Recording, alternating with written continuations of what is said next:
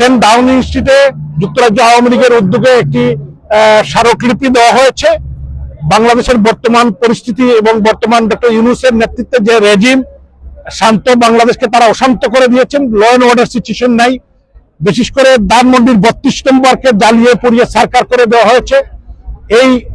এবং বাংলাদেশের যে বিশেষ করে মানবাধিকার লঙ্ঘিত হচ্ছে, মাইনরিটির উপর আক্রমণ থেকে শুরু করে গড় বাড়ি জ্বালিয়ে দিয়েছে প্রায় 2500, 3200 পুলিশ হত্যা সহ বর্তমান ডক্টর ইউনূসের এই রেজিম যাতে অবিলম্বে পদত্যাগ করে এবং আমাদের বাংলাদেশকে বাঁচানোর জন্য মাননীয় প্রধানমন্ত্রী রাষ্ট্রনায়ক শেখ হাসিনা যে নির্দেশনা দিয়েছেন, এই নির্দেশনা অনুযায়ী আজকে আমরা সবাই কাজ করছি যে 18 কোটি মানুষের এই প্রাণের বাংলাদেশকে আমাদের রক্ষা করতে হবে। আপনাকে বাংলাদেশে মুক্তিযুদ্ধের চেতনা, স্বাধীনতা, মূল্যবোধকে দুঃসাৎ করা হচ্ছে।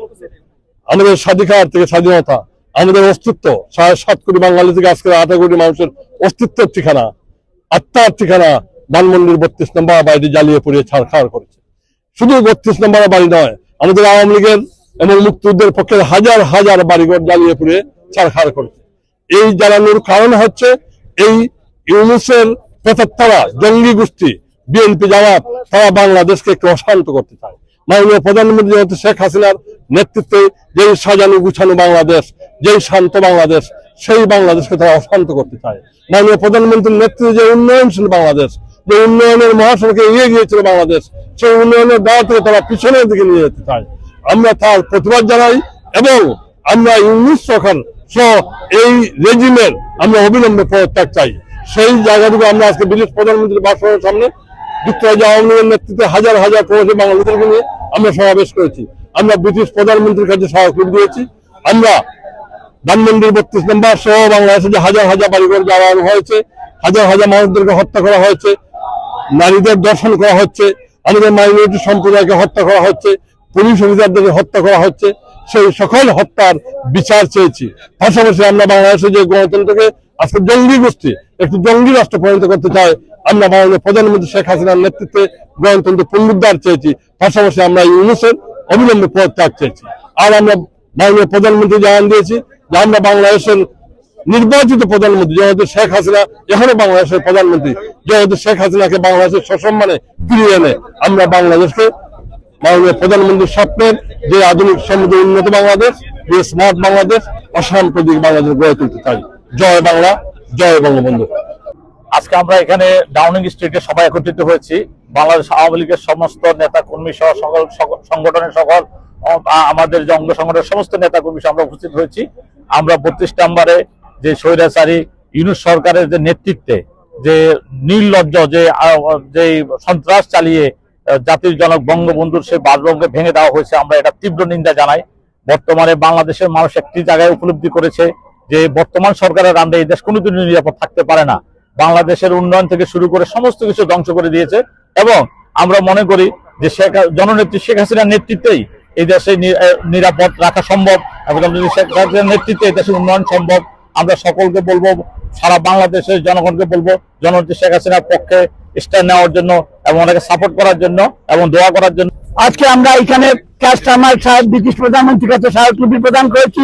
হাজার হাজার ছাত্রজনক জনতাকে দিয়ে আজকে আমরা এখানে দুঃখ সমাবেশ করেছি আন্তর্জাতিক জনমত সৃষ্টি করার জন্য।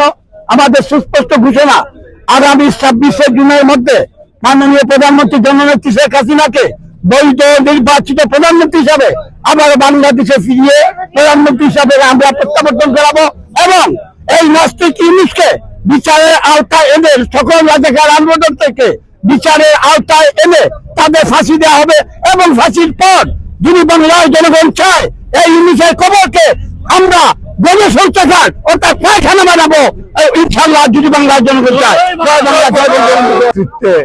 এখানে বাঙালি যুক্তরাজ্যে বসবাসরত বাঙালি কমিউনিটির সবাইকে নিয়ে ব্রিটিশ প্রধানমন্ত্রীর 10 ডাউনিং স্ট্রিটের সামনে স্মারকলিপি দেওয়ার জন্য আমরা এখানে জড়ো হয়েছি।